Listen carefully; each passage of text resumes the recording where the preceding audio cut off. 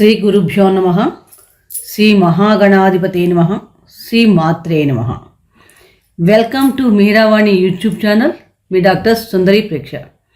ఈరోజు మనం ఈ వీడియోలో 2024 సంవత్సరం ఎలా ఉండబోతోంది అనే విషయం తెలుసుకుందాం. ముందుగా ప్రేక్షకులందరికీ కూడా నూతన ఆంగ్ల సంవత్సర శుభాకాంక్షలు. సహజంగానే మనం ఫలితాలు తెలుగు దాని ప్రకారం ఉగాది నుంచి మనం ఉగాది దాకా చెప్పుకుంటాం. చాలామంది ఈ సంవత్సరం ఆంగ్ల సంవత్సరం ప్రకారం కూడా చెప్తే డిసెంబర్ దాకా, జనవరి నుంచి డిసెంబర్ దాకా ఎలా ఉండబోతోంది అనే విషయాలు చెప్పడం వల్ల ఈ వీడియో చేయడం జరుగుతుంది.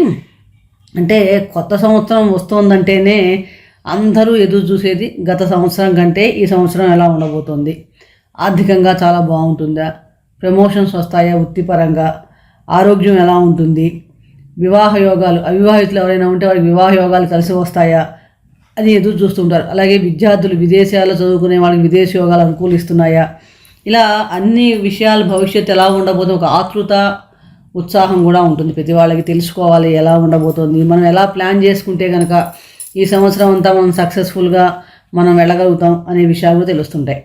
సహజంగా సంవత్సర ఫలితాలు చెప్పేటప్పుడు ఎక్కువ కాలం రాశిలో ఉండే గ్రహాల ఆధారంగా చెప్పడం జరుగుతుంది. మనం జనరల్గా సహజంగా ప్రతి నెలా కూడా మాస ఫలితాలు చెప్పుకుంటూ ఉంటాం. రవి, బుధ, శుక్ర మార్పుల ప్రకారం, దినఫలాలు అన్నవి చంద్ర మార్పుల ప్రకారం, చంద్రగ్రహం గమనం ప్రకారం కూడా చెప్పుకుంటూ ఉంటాం.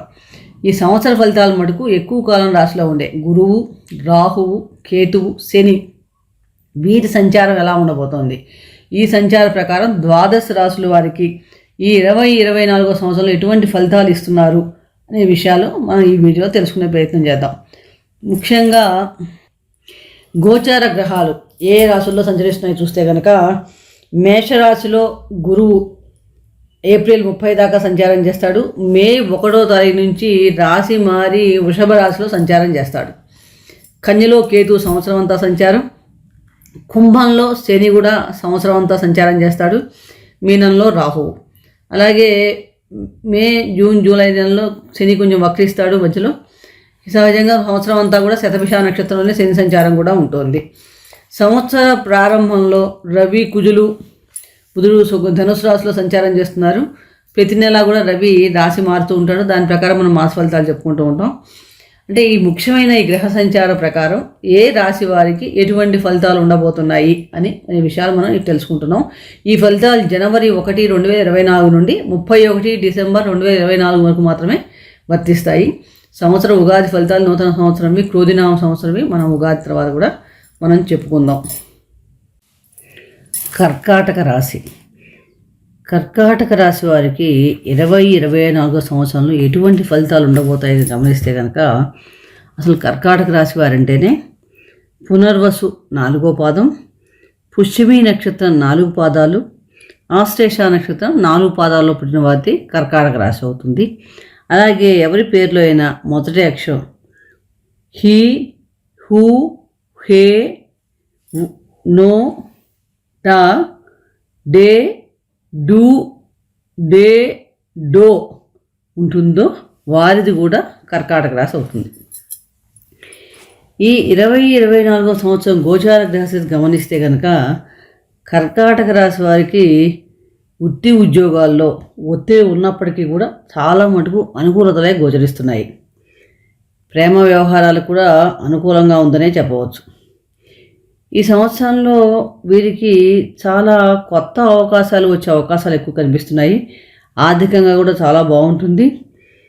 ముఖ్యంగా ఈ రాశి వారికి ఈ సంవత్సరంలో విదేశీ యోగాలు కూడా ఎక్కువగా కనిపిస్తున్నాయని చెప్పవచ్చు. ఎవరైనా వివాహం కాని అవివాహితులు ఎవరైనా ఉంటే వారికి వివాహ యోగం కూడా ఉంటుంది. ఈ సంవత్సరంలో మీరు పెట్టే పెట్టుబడులు కూడా చక్కగా అనుకూలిస్తాయి. అలాగే గతంలో పెట్టిన పెట్టుబడుల వాల్యూ కూడా ఎక్కువగా పెరగడం వల్ల కూడా ఆర్థికంగా ఇంప్రూవ్ అవడం అన్నది కూడా మనకి ఈ సంవత్సరం బాగా కనిపిస్తోంది. ముఖ్యంగా ఈ సంవత్సరం అంతా ఈ కర్కాటక రాశి పనిలో చాలా ఒత్తిడి ఎక్కువగా ఉంటుంది. బాధ్యతలు కూడా పెరుగుతాయనే చెప్పవచ్చు. కాబట్టి మనం ప్రారంభం నుండి సరైన ప్లాన్ చేసుకుంటే కనుక కెరీర్లో మంచి అభివృద్ధి ఉంటుందని చెప్పవచ్చు. షష్ఠ భాగ్యాధిపతి గురువు దశమంలో మే 1వ తారీఖు నుండి తదుపరి లాభస్థానం అంటే మే 1 వరకు దశమంలో సంచారం, తదుపరి లాభస్థానంలో సంచారం చేయటం వలన వృత్తి ఉద్యోగాల్లో మంచి లాభాలు ఉంటాయి.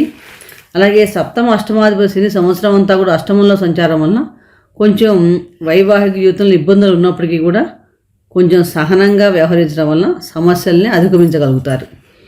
కాబట్టి హెల్త్ విషయంలో మటుకు అష్టమంలో శని ఉన్నప్పుడు కొంచెం జాగ్రత్తలు తీసుకోవాలి.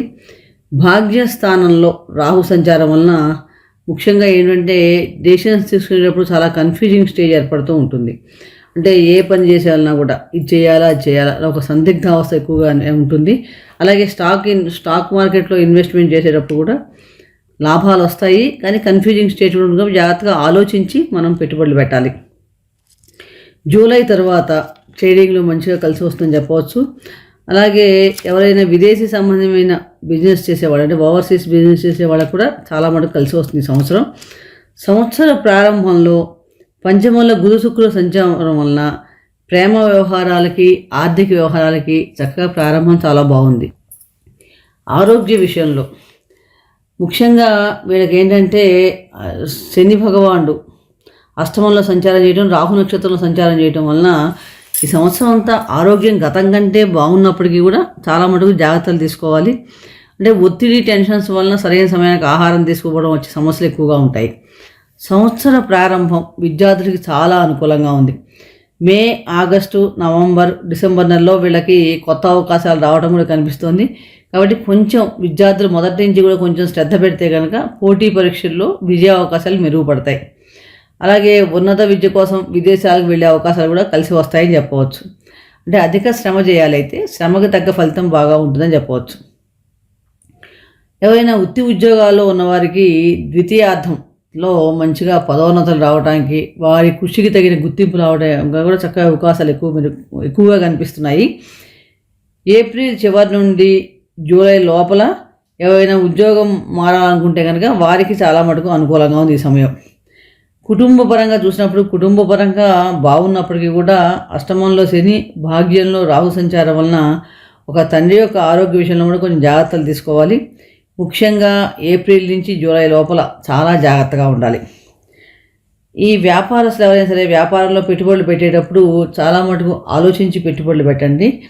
తర్వాత మే 1 తర్వాత కొంచెం ఇంప్రూవ్మెంట్ ఎక్కువగా ఉంటుంది, అంటే కొంచెం బాగుంటుంది. కాబట్టి మే 1వ తారీఖు లోపల ఏప్రిల్ 30 లోపల పెట్టే పెట్టుబడి వరకు చాలా ఆలోచించి పెట్టాలి. అలాగే స్థిరాస్తులు ఎవరైనా కొనాలనుకునే వారికి సంవత్సర ప్రారంభం చాలా అనుకూలంగా ఉంటుంది.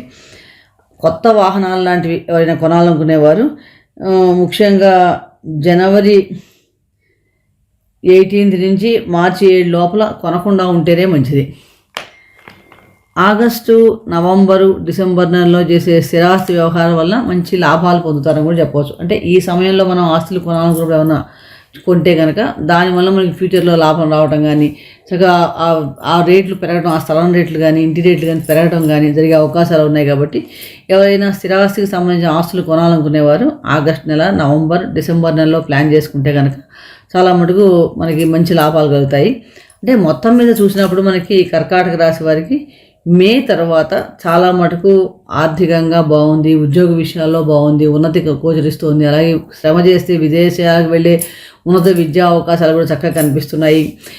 ఇది మనకి అష్టమంలో శని సంచారం వలన వీలైనంత వరకు ఆరోగ్య విషయంలో మటుకు ఈ రాశివారు చాలా జాగ్రత్త తీసుకోవాలి.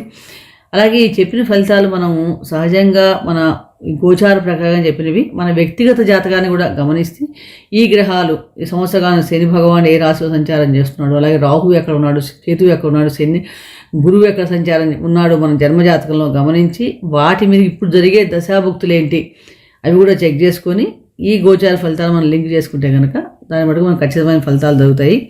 కాబట్టి ఈ రాశి వారు మరింత అనుకూలమైన ఫలితాలు కావాలంటే కనుక ప్రతిరోజు కూడా హనుమాన్ చాలీసా పారాయణ చేయడం, మీరు ఎంత హనుమాన్ చాలీసా పారాయణ అంత మంచిది. అలాగే శనివారం నాడు శివునికి అభిషేకం చేసుకోవడం, శనిగ్రహం దగ్గర నువ్వుల నూనెతో దీపారాధన చేయడం, నువ్వులు దానం చేయడం, ఇలాంటివన్నీ కూడా చాలా మంచి ఫలితాలు ఇస్తాయి. అలాగే మీ జన్మ నక్షత్రం రోజు మీకు జరిగే దశానాథునికి జపం చేయడం వల్ల కూడా ఉత్తమ ఫలితాలు పొందడానికి ఎటువంటి సందేహం లేదు. మరొక రాశి గురించి మరొక వీడియోలో తెలుసుకుందాము. చక్కగా పరిహారాలు పాటించండి, టెన్షన్స్ లేకుండా ఆరోగ్యంగా ఉండండి. మరొకసారి ప్రేక్షకులకు నూతన ఆంగ్ల సంవత్సర శుభాకాంక్షలు. నచ్చితే లైక్ చేయండి, షేర్ చేయండి, సబ్స్క్రైబ్ చేసుకోకపోతే సబ్స్క్రైబ్ చేసుకోండి. సర్వే జనా సుఖినో భవంతు. శుభం భూయాత్.